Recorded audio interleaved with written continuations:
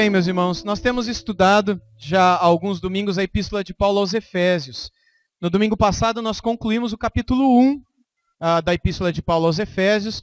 Foram 7 ou 8 pregações, procurando conhecer a fundo esse amor grandioso e profundo do nosso Deus por nós, através de 2 orações que Paulo faz no capítulo 1 dessa epístola. Hoje nós entramos no capítulo 2 de Efésios, e eu quero pensar um pouquinho com vocês sobre o fato de Deus ter nos libertado da sepultura também.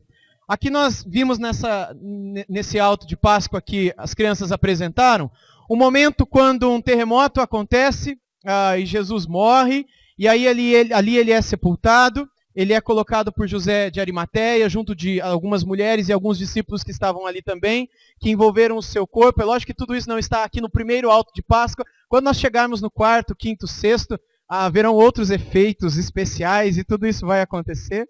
Mas tudo isso aconteceu naquele evento. O corpo de Jesus foi colocado na sepultura, passou 3 dias ali sepultado. Ele foi enterrado na sexta-feira, e aquilo que para os judeus... o que são esses 3 dias para os judeus, não é? Ele foi sepultado na sexta-feira por volta das 4 horas da tarde, 4:30 da tarde. Quando o sol se pôs na sexta-feira, ali acabou um dia para o judeu. O dia para o judeu, ele não necessariamente conta 24 horas, não é? Para ter o Ha-Yom, que seria o dia para ele. Basta 1 hora antes do sol se pôr, tem-se um dia. Então, naquela sexta-feira, às 3 horas da tarde, quando Jesus entrega o seu espírito e morre, ele é colocado antes do pôr do sol, ali fazendo o primeiro dia. Quando o sol se põe na sexta-feira, começa o sábado do judeu. E ali começa o segundo dia. Ele passa todo o sábado sepultado.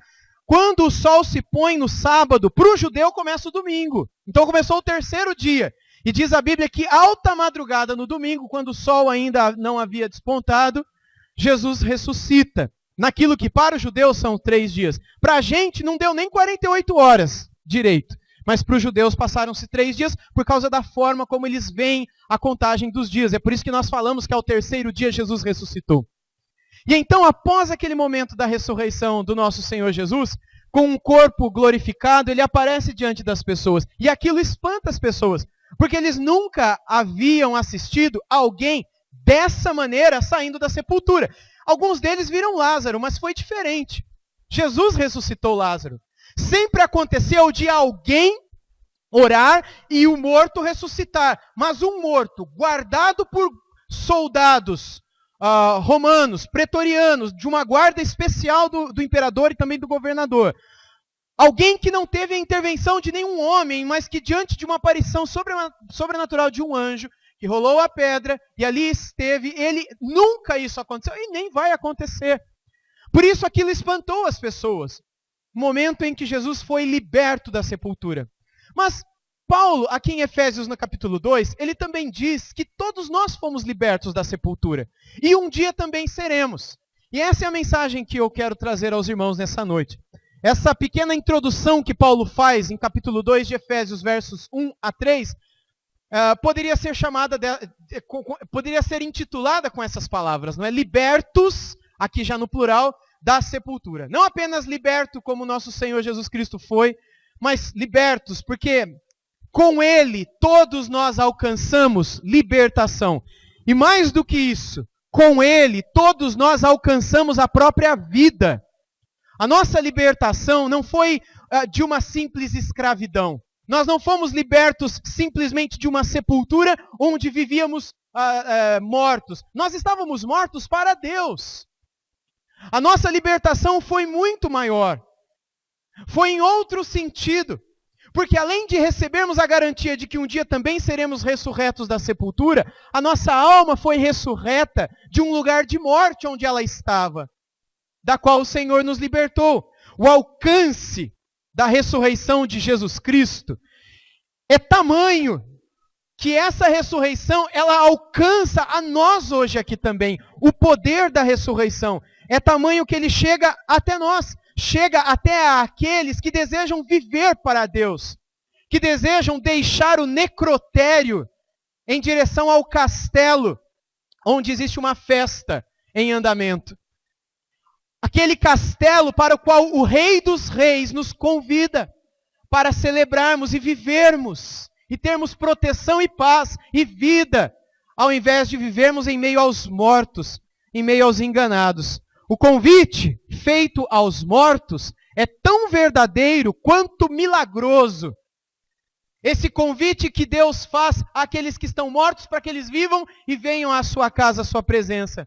Porque além dele nos libertar da nossa miséria e do vazio que nos conduziu a um estado e estilo de vida longe de Deus, com esse chamado ele nos traz para a vida, nos traz para Deus, nos traz para uma nova história e nos traz para aquilo que a gente tem chamado aqui na Liberdade, especialmente nas comunidades que são os grupos nos lares, de alegria soberana, que ele faz brotar no coração daqueles que nascem para Deus.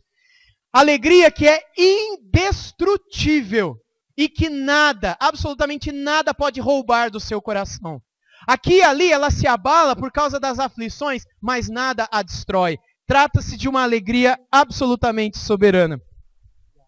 Vamos então a Efésios 2, versos 1 a 3, onde lemos assim: Ele vos deu vida, estando vós mortos nos vossos delitos e pecados, nos quais andastes outrora, segundo o curso deste mundo, segundo o príncipe da potestade do ar, do espírito que agora atua nos filhos da desobediência, entre os quais também todos nós andamos outrora, segundo as inclinações da nossa carne, segundo a vontade da carne e dos pensamentos, e éramos, por natureza, filhos da ira, como também os demais. Irmãos, o começo do texto, no verso 1, diz assim: Ele vos deu vida. Essas são as palavras do apóstolo Paulo. E estas palavras nos ensinam que houve um tempo em nossas vidas em que nós não estávamos vivos. Porque Ele vos deu vida. E essa vida não diz respeito à vida da carne, mas diz respeito a uma outra vida. Porque houve um tempo em que nós não tínhamos. Obviamente, esse tempo não diz respeito, não tem nada a ver com o tempo em que a gente não era nascido. Não é disso que ele está falando. Trata-se do tempo em que ainda não vivíamos, ou o tempo em que ainda não havíamos nascido para Deus. Tempo em que ainda éramos mortos para Deus. E essa expressão nascidos para Deus, e não nascidos para a vida e para a luz desse mundo, ela é muito comum na Bíblia. Ela aparece em vários lugares da Sagrada Escritura. Especialmente João, o apóstolo, usa essa expressão na primeira epístola que ele escreveu. Se você puder, eu peço que você abra sua Bíblia em 1 João capítulo 5. Eu quero ler 3 versos deste capítulo. 1 João capítulo 5, versos 1, 4 e 18.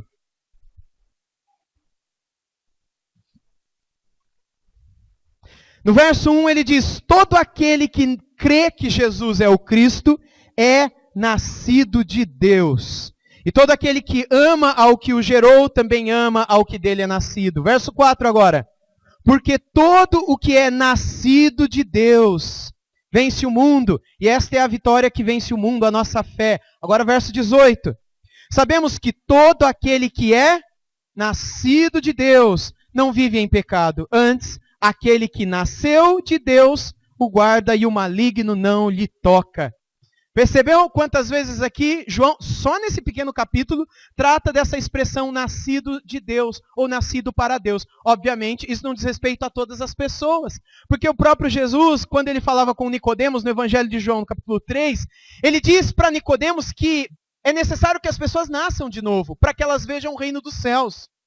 E Nicodemos, que era mestre da Bíblia, mestre da lei, mestre da doutrina em Israel, não entendeu o que Jesus quis dizer e perguntou: é necessário que eu morra, ou melhor, que eu volte ao ventre da minha mãe e torne a nascer, para que eu nasça de novo? E Jesus então esclarece que não é dessa maneira que se nasce de novo. Se nasce de novo quando se nasce para Deus. Como é que nascemos para Deus? É reencarnando. É se matando e voltando numa nova vida. É voltando para o ventre da mãe, como aquele judeu diz, e alguns dentro da Cabalá ainda hoje tentam afirmar, algumas ramificações do judaísmo antigo. Como é que nós nascemos de novo? O próprio Jesus responde em João 3, dizendo que aquele que nasce da carne é carne, e aquele que nasce do Espírito é Espírito. E aqueles que nascem do Espírito nasceram de novo. Como é que se nasce do Espírito então? Jesus explicou que o Espírito é soberano. E ele é como o vento. A gente não sabe de onde ele vem e nem para onde ele vai. E Jesus disse que assim é todo aquele que é nascido do Espírito de Deus. O Espírito de Deus vem, passa por ele, o toca e o transforma. Jesus explicou isso no Evangelho de João, quando ele disse que ele morreria, mas ele enviaria o Consolador. Quem é o Consolador? É a pessoa do Espírito Santo. E o Espírito Santo convenceria o mundo do quê? Do pecado, da justiça e do juízo. Do pecado, da justiça que Deus deveria derramar sobre nós e do juízo vindouro, que se nós não fôssemos perdoados, nós atravessaríamos. O Espírito convence. Quando é que o Espírito convence alguém de que esse alguém é um pecador?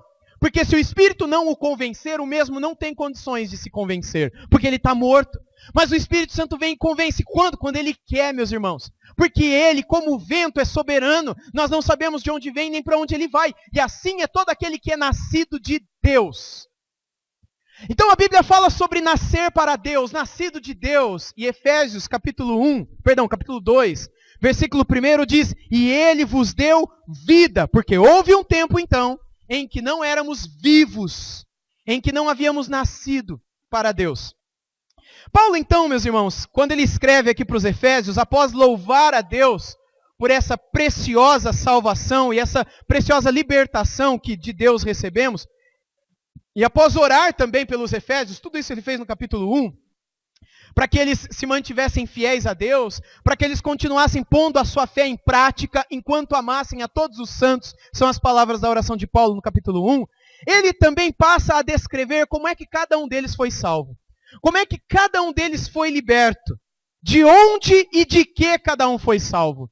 E é daqui para frente, é nisso que eu quero focar daqui para frente. De onde e por que, ou do que a gente foi salvo. Muito bem. O Senhor só dá vida para quem não possui a vida.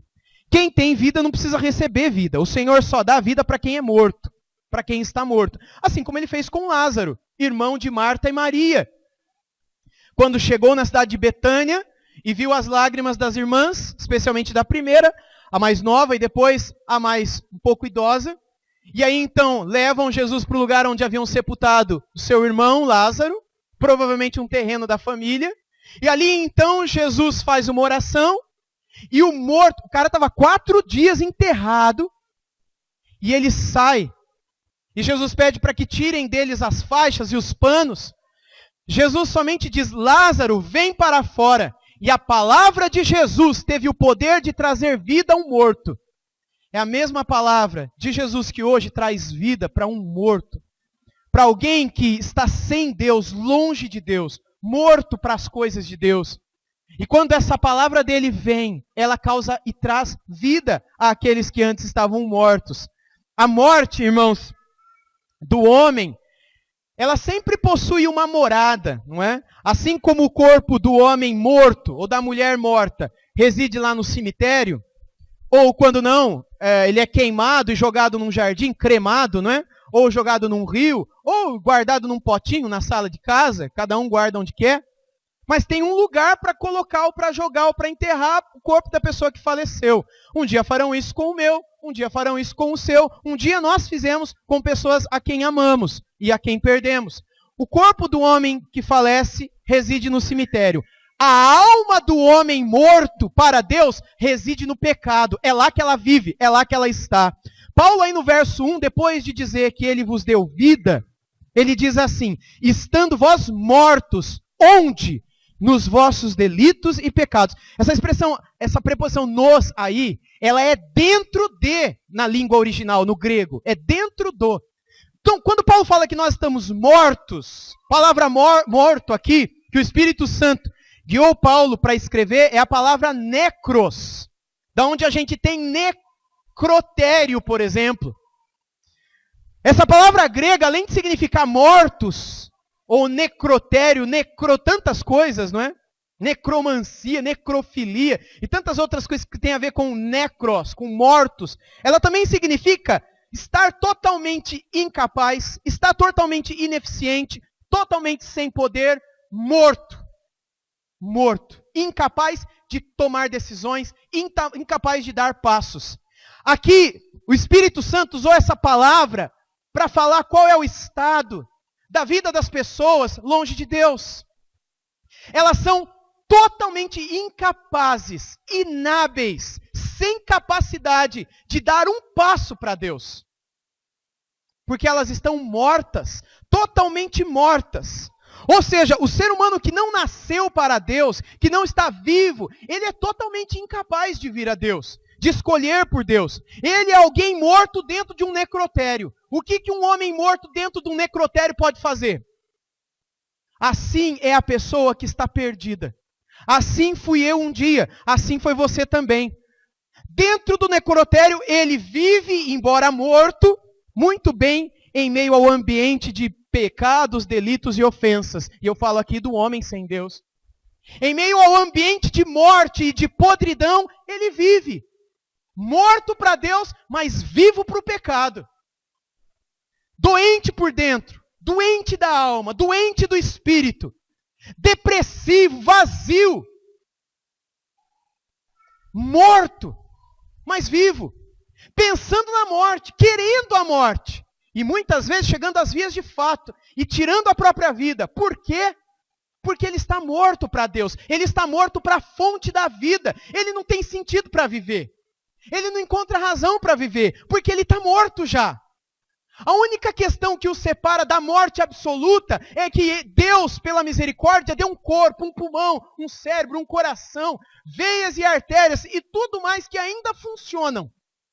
E por isso ele está vivo, mas por dentro, morto, sofrendo. Muitas vezes pensando que melhor que ele já tivesse ido de uma vez. E Paulo continua aqui no verso 2, afirmando que vários dos efésios viviam assim. Eram homens e mulheres mortos em seus pecados no passado. Quando a gente vive no pecado, a gente está morto para Deus. O autor da vida, o autor da paz, a fonte da vida. É por isso que o homem sem Deus não tem paz, não tem vida, não tem razão, não tem alegria. Assim eram os efésios, Paulo diz. Eles não possuíam nenhum interesse por Deus. Por quê? Porque estavam mortos para Deus. Por isso não tem interesse por Deus, pelas coisas de Deus, pelo povo de Deus, pela obra de Deus, pelo culto a Deus, porque eles estão muito longe de Deus. A vida deles gira em torno de si mesmos. A vida deles gira em torno das suas vontades, dos seus planos, das suas decisões pessoais. Deus não era importante a ponto de mudar decisões e atitudes em suas vidas no dia a dia. Eles iam deixando a vida os levar. Vida leva a gente. Eles viviam e viviam. E a vida era muito boa do jeito que era. Deus no canto dele, eu no meu canto, eu estou de bem com ele, mas agora não. Agora deixa eu viver minha vida. Deixa eu curtir os meus pecados. Deixa eu tomar minhas decisões. Deixa eu cumprir e satisfazer as minhas vontades. Deixa eu sonhar os meus planos, viver os meus sonhos. Deixa eu. Mas se eu tropeçar numa pedra, se eu ficar doente, se eu perder o emprego, se a minha esposa ficar doente para morrer, então eu vou buscar o Senhor. Mas por enquanto, deixa. Por enquanto eu cuido da minha vida. E o Senhor tem tanta coisa para cuidar. O Senhor tem um mundo para cuidar, eu estou bem. Eu fico na minha, o Senhor fica na sua, e a gente fica tudo em paz, cada um na sua, bem. E Paulo diz, éramos assim antes. Vocês, Efésios, eram assim. Vocês estavam mortos nos seus delitos e pecados. Deus não era importante. Eles agiam como bem queriam, como sua mente e como seu coração lhes orientava. Assim eles viviam. Assim é o curso desse mundo, que é o que ele diz aí no verso 2, no qual todos nós um dia andamos, não é? Andamos. Veja o verso 2, onde ele diz assim, nos quais andastes outrora, segundo o curso desse mundo, segundo o príncipe da potestade do ar, do espírito que agora atua nos filhos da desobediência. Meus irmãos, curiosamente, na Sagrada Escritura, essa palavra andar, porque todos nós um dia andamos no curso desse mundo, segundo o curso desse mundo. Essa palavra andar na Bíblia tem a ver com o estilo de vida, com o jeito como a pessoa vive, como vive uma pessoa. Alguns textos da Bíblia, todos eles em Efésios. Tem outras porções, mas por questão de sermos mais rápidos, eu peço que você, aí dentro de Efésios mesmo, abra comigo. Efésios 2:10. Paulo diz assim: pois somos feitura dele, criados em Cristo Jesus, para boas obras, as quais Deus de antemão preparou para que andássemos nela. Isso é uma vida, é um estilo de vida, é um modo de viver diariamente. Agora Efésios 4, verso 1. Rogo-vos, pois eu, o prisioneiro no Senhor, que andeis de modo digno da vossa vocação, a que foste chamados. Agora veja o verso 17. Isto, portanto, digo, e no Senhor testifico, que não mais andeis, como também andam os gentios na vaidade dos seus próprios pensamentos. Agora capítulo 5, versículo 2. E andai em amor, como também Cristo nos amou e se entregou a si mesmo por nós, como oferta e sacrifício a Deus em aroma suave. Verso 8 também. Pois outrora éreis trevas, porém agora sois luz no Senhor. Andai como filhos da luz. Andai. Agora verso 15. Capítulo 5, verso 15. Portanto, vede prudentemente como andais. Não como nécios, e sim como sábios. Perceba, só aqui em Efésios, não é? Quantas vezes ele usa essa palavra andar para mostrar a forma como você vive. Vamos voltar lá para Efésios 2:2, onde ele diz, Efésios 2:2, nos quais andastes outrora. Ou seja, era um modo de vocês viver. Irmãos, este mundo anda assim. Vive assim, neste estilo de vida de necrotério. Eles não percebem isso, porque o morto não percebe nada. São mortos achando-se vivos. São mortos brincando com a vida enquanto Deus permite-lhes viver. Achando que sabem o que é vida, que estão curtindo a vida, mas não sabem que são mortos dentro de um necrotério, sendo preparados para serem lançados dentro de suas sepulturas. Eles não sabem o que é viver de verdade. Só Deus pode presentear o homem com a vida e fazê-lo sentir-se vivo de verdade. Curiosamente, Paulo afirma aí no verso 2, que este mundo possui um curso. O curso desse mundo, né? Um rumo. Um curso desse mundo que é criado por demônios. O tal príncipe da potestade do ar que está aí, não é? Esse príncipe da potestade do ar, meus irmãos, não é ninguém menos do que o próprio diabo. Quem é o príncipe da potestade do ar? A Bíblia fala dele. Se você quiser me acompanhar, Evangelho segundo João, capítulo 12. Evangelho de João, capítulo 12, verso 31, diz assim. Enquanto você abre, eu vou tomar água.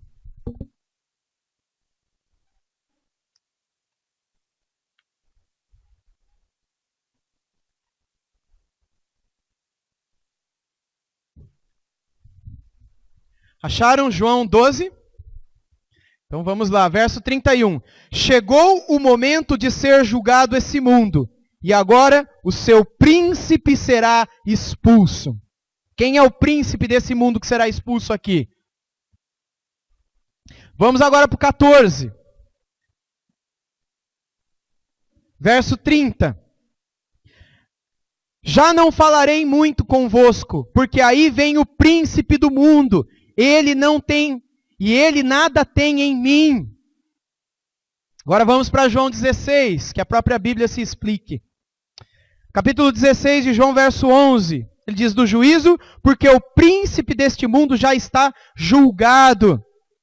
Agora para 2 Coríntios, capítulo 4, e verso 4.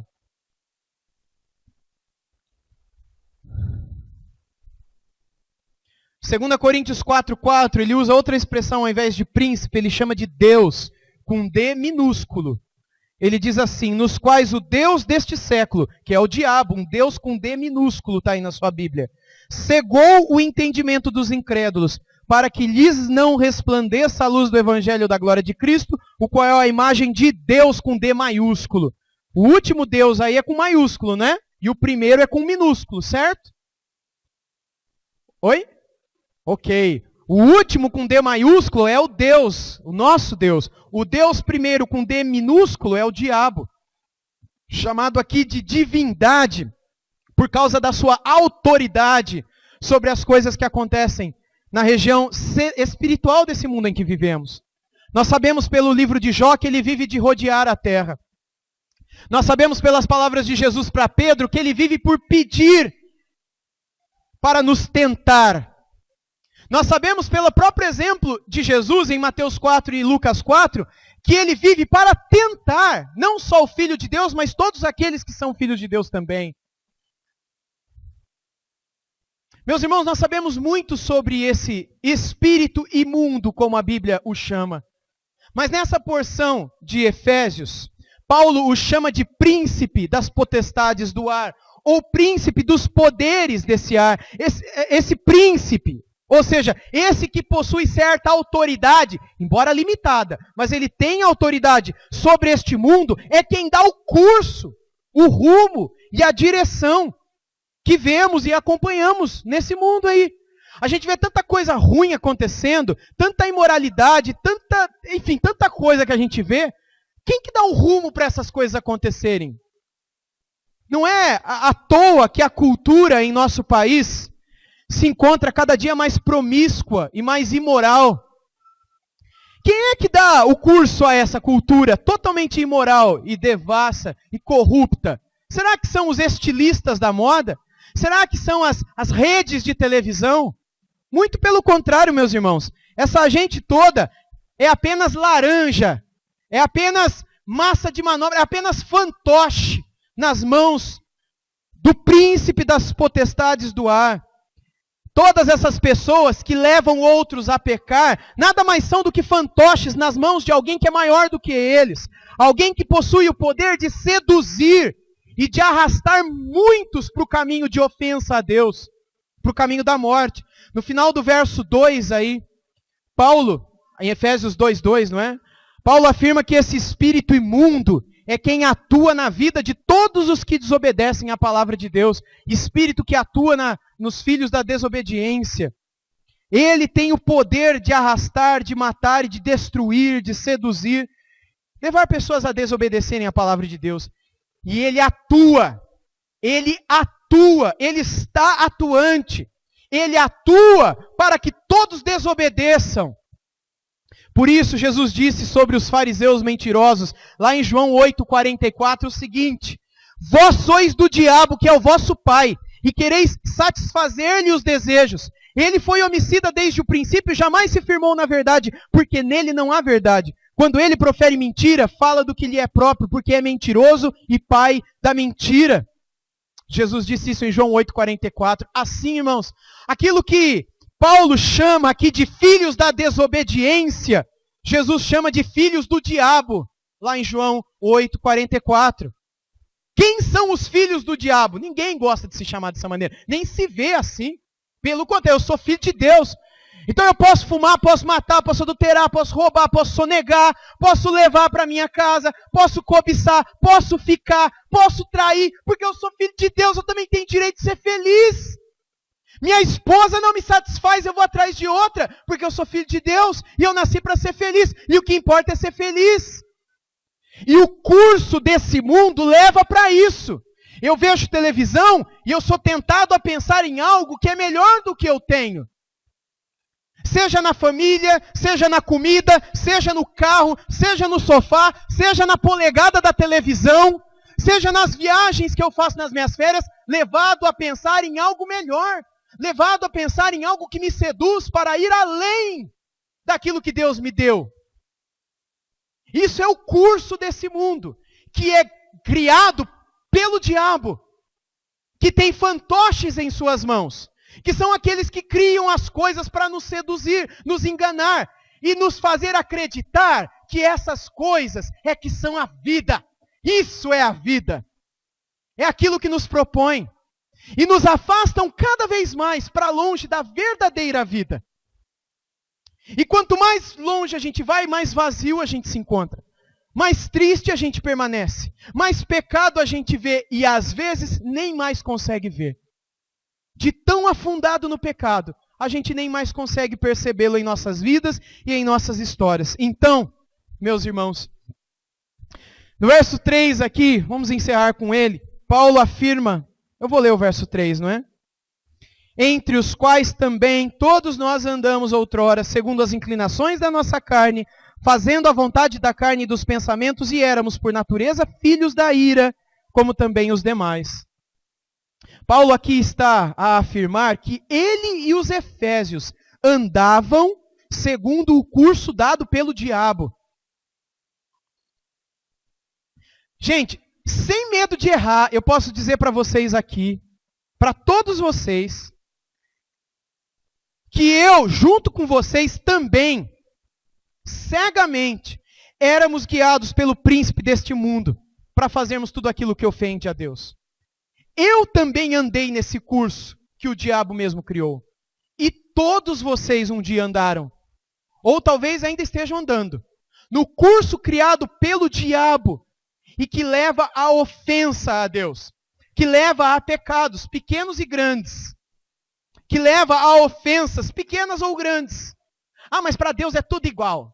Tudo bem, mas se você contar uma mentira, é diferente de você assassinar, queimar e estuprar uma criancinha de 3 aninhos de idade.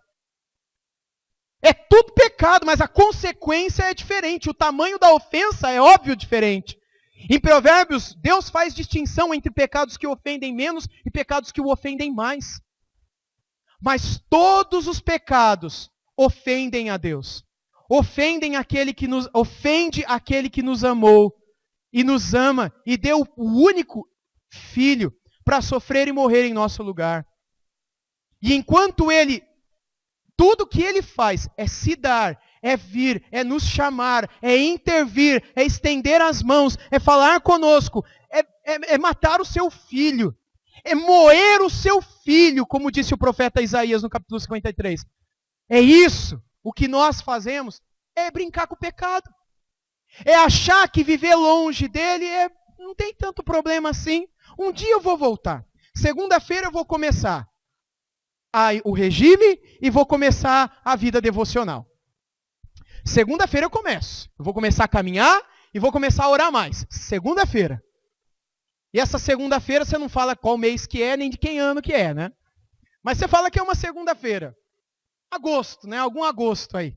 Agosto de Deus, né? Que algum agosto, alguma segunda vai chegar. E nunca chega. Meus irmãos, aqui o que Paulo está trazendo para nós, em paralelo, não é? Porque ele trouxe isso tudo para os Efésios. É dizer para eles e paralelamente para nós, que um dia nós também andávamos cegos pelo príncipe deste mundo, fazendo tudo aquilo que ofendeu a Deus. E meus irmãos, ainda nós estaríamos nesse curso, ainda estaríamos nesse rumo que leva para longe de Deus e para o inferno, não fosse a riqueza da misericórdia e a riqueza da graça de Deus que um dia nos salvou. O que eu quero concluir aqui é que, de onde o Senhor Jesus nos tirou? Ele nos tirou do curso desse mundo. Do curso desse mundo que deságua no inferno. Do que ele nos salvou? Ele nos salvou do poder do diabo, que ainda agora opera sobre a vida dos que permanecem mortos para Deus. Eu vou repetir. De onde ele nos salvou? Ele nos salvou do curso desse mundo. Além de ter nos salvo do inferno e tudo mais. Ele nos salvou do curso desse mundo. Logo, se você entrega a sua vida a Cristo e continua a viver, a falar, a andar, a curtir, da maneira como todo mundo vive nesse mundo que você vivia no seu passado, você ainda não foi salvo. Você ainda está seguindo o curso desse mundo. Porque Jesus veio para nos tirar do curso desse mundo. E para nos tirar de sob o poder do diabo, que ainda agora opera e atua na vida daqueles que permanecem mortos para Deus. Embora Deus não possua adversários, Deus não tem inimigos, né? Não tem ninguém que lhe cause ameaça. Não existe ninguém igual a Deus que Deus olha e fala, esse é o meu inimigo. Nem o diabo. O diabo não é nada perante Deus. Aqueles desenhos que aqueles da minha idade aqui assistíamos na nossa infância, que tinha o diabinho e o anjinho. Faz isso daqui. Faz aquilo lá, não é? Deus e o diabo. Isso é uma ilusão. Não existe ninguém como Deus. Deus é soberano. O diabo é como um leão. Tudo bem, Jesus o citou como tal, mas ele é um leão preso na coleira. Se Deus não permitisse ele fazer o que fez na vida de Jó, ele não teria feito. Deus não tem inimigos. Deus não tem adversários. Deus não tem ninguém que lhe cause ameaça. Nós, porém, temos. Enquanto seres humanos frágeis, impotentes, sempre teremos este inimigo da nossa alma, o próprio diabo e os seus anjos caídos, chamados na Bíblia de demônios, não é? A obra deles é nos atrair, é nos seduzir, é nos embaraçar, é trazer-nos de volta para o rumo e para o curso de onde fomos arrancados pelo poder de Deus um dia.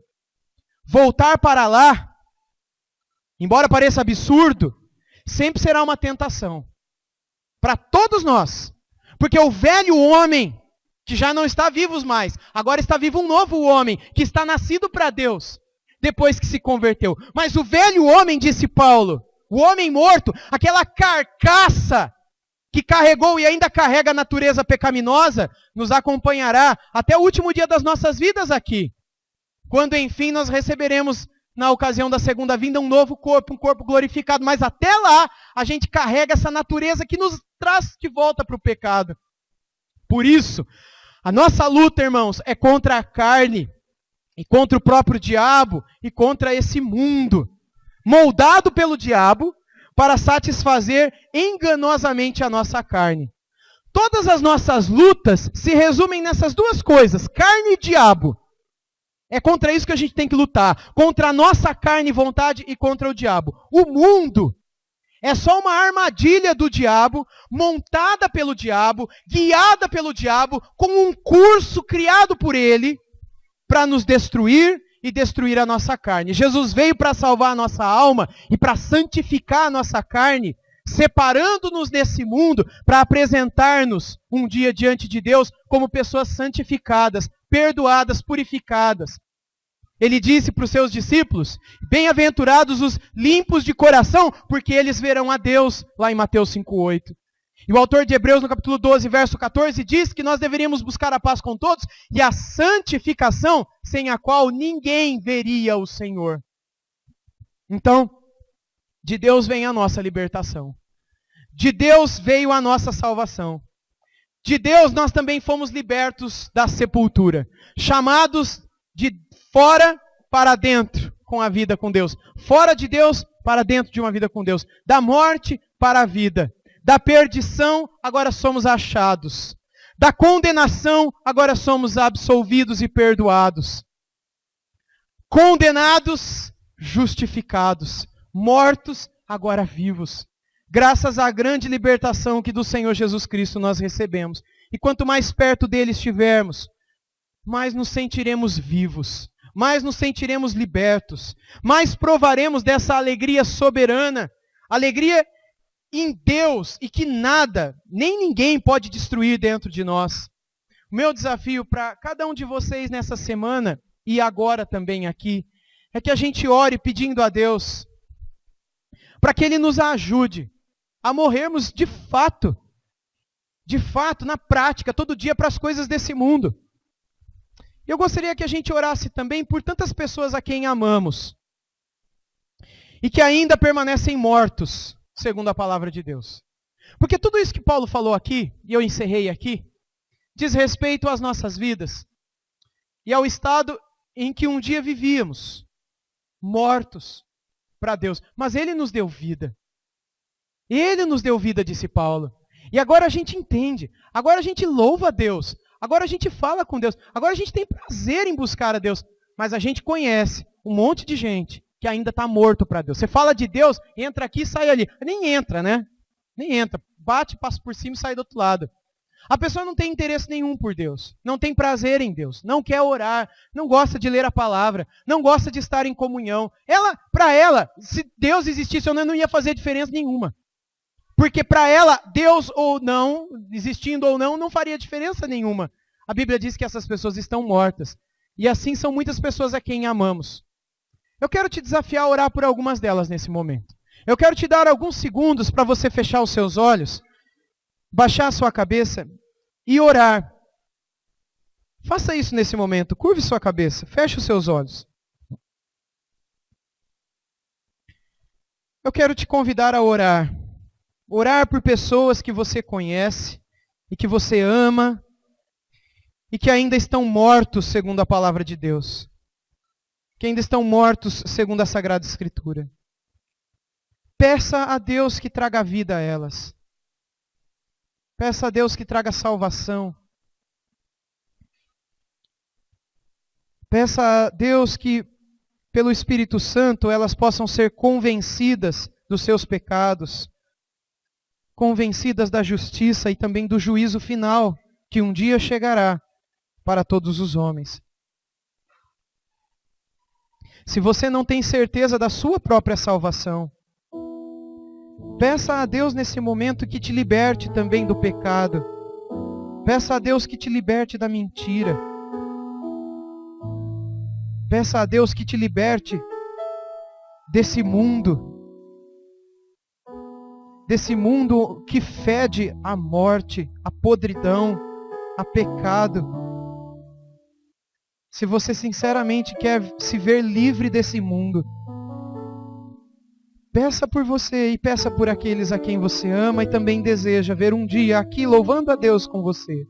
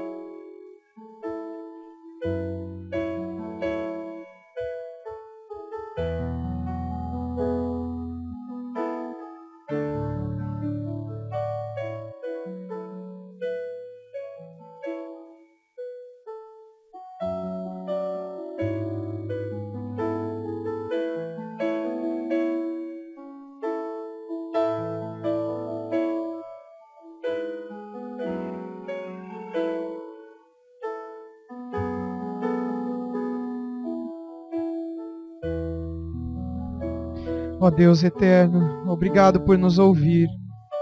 E obrigado por nos acolher. Obrigado por podermos esperar uma resposta Tua, Senhor. E crermos que o melhor virá do Senhor. Nós não podemos esperar outra coisa que não o melhor do Senhor. Assim nós entregamos essas vidas em Tuas mãos. Esperando, Pai, que a mesma misericórdia e graça que um dia foram derramadas sobre nós, venha sobre essas pessoas a quem amamos e que ainda estão perdidas e longe do Senhor.